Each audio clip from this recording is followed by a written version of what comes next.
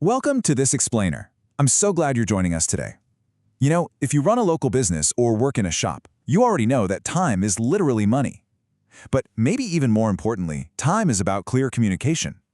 So today, we're stepping right into a day in the life of a shopkeeper.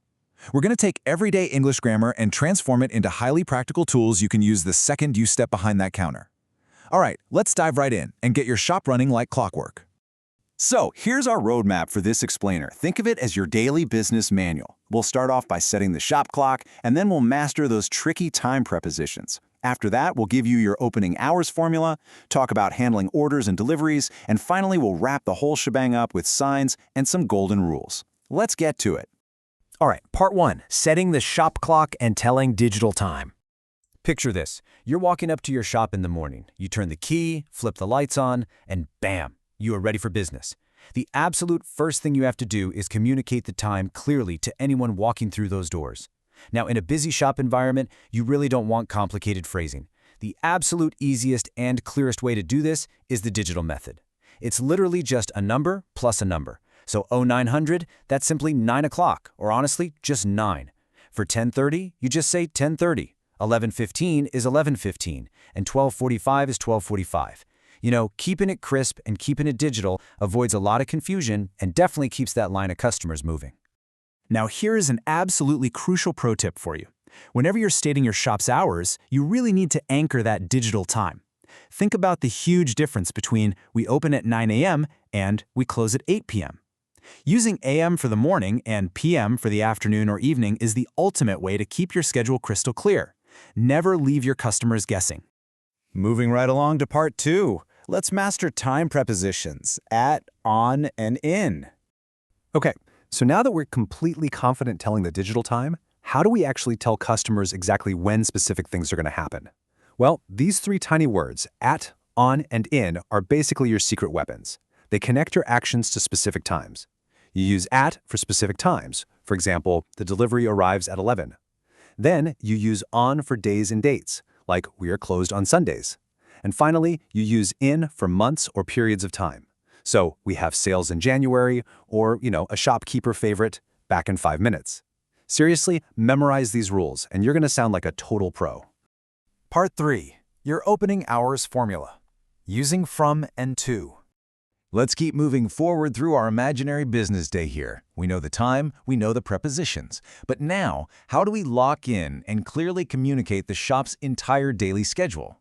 Well, this simple, elegant from, to structure is the absolute core formula for explaining a daily schedule. It's essentially the starting line and the finish line of your workday. And this brilliantly illustrates just how versatile that formula really is. It applies to almost any scheduling scenario you can think of. We are open from 9 to 2, locks in the daily hours. We are open from Monday to Saturday, locks in your weekly schedule. And, super importantly for local commerce, we close for lunch from 2 to 4:30. Basically, you just plug your specific details into that from to formula, and your customer knows exactly what to expect. All right, part 4, handling orders and deliveries and talking about the near future. So let's create a little scenario here. Imagine it's a crazy busy afternoon. A regular customer walks in, they're looking for their favorite product, but unfortunately, you're completely out of stock. Bummer, right? So we have to shift our focus from the present moment to the near future. And boom, here's the question that sets the stakes for this entire interaction. When will it arrive? I can't stress this enough. Knowing how to answer this query confidently and accurately is absolutely vital for keeping your customers happy and securing that future sale. Here are the 3 exact ways you can respond to that like a seasoned professional. First up, use next. You can say, it arrives next week, or maybe I will have it next Tuesday. Second, you can use a specific day with our trusty preposition on, like the bread comes on Monday morning. And third, use relative time phrases that actually don't need a preposition at all. Things like tomorrow, this afternoon, or in 2 days. Keeping these phrases in your back pocket means you can handle those out-of-stock situations so smoothly. And finally, part 5, signs and golden rules, your front door vocabulary. We're nearing the end of our shopkeeper's day now. It's time to focus on what happens when you need to step away from the counter and how your shop speaks to the world when you aren't right there standing in front of it. This is your essential front door vocabulary. Every single local shop owner absolutely needs to know these specific English terms for their signage. You've got open and closed, back in 10 minutes, out for lunch, closed for holidays, and of course, public holiday.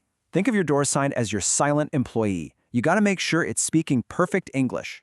Because, customers are definitely going to read those signs and they're going to ask you follow-up questions based on them.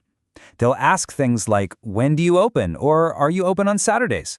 But the fantastic news here is, thanks to the formulas and prepositions we literally just covered in this explainer, you're now fully equipped to answer them accurately. Now, I want to share something really special with you. This is what I like to call the back in 5 golden rule. If you're working alone and you just need to leave the counter for a brief moment, maybe you're just running to check the stockroom, always use the future tense plus the word in. It is the perfect polite formula for taking a quick, temporary break without frustrating a waiting customer.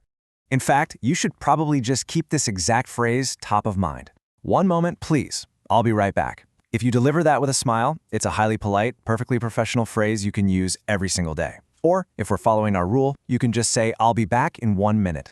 Okay, before we officially close up shop for the day, let's anchor ourselves in the physical reality of your business with 2 final notes.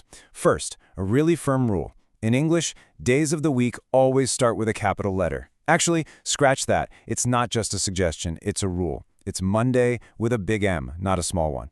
Second, a highly practical pro tip. Keep a small physical calendar right behind the counter.